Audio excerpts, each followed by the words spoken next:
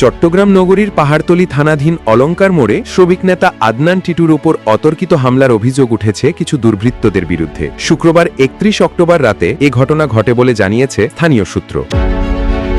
ভুক্তভোগী আদনান টিটু জানান, শুক্রবার রাতে শ্রমিক সংগঠনের এক সভায় বক্তব্য দিতে গেলে জীবনের নেতৃত্বে রাসু, বাবলু সহ কয়েকজন দুর্বৃত্ত তার ওপর অতর্কিত হামলা চালায়। তিনি বলেন, আমি প্রাণে বেঁচে গেছি, তবে আহত হয়েছি। আমি প্রশাসনের কাছে সুষ্ঠু তদন্ত ও দোষীদের শাস্তি দাবি করছি।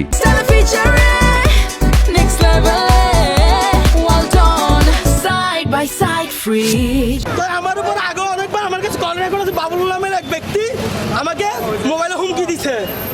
এরপরে আরো একবার ফজরে আমার অপহরণ করার চেষ্টা করছে। আজকে আমি একটা মিটিংয়ে আসার পর জীবন নামে এক ব্যক্তি আমার তার সাথে সঙ্গভঙ্গ কিছু ইয়া ছিল, তারা এসে আমার উপর অতর্কিতভাবে হামলা করছে।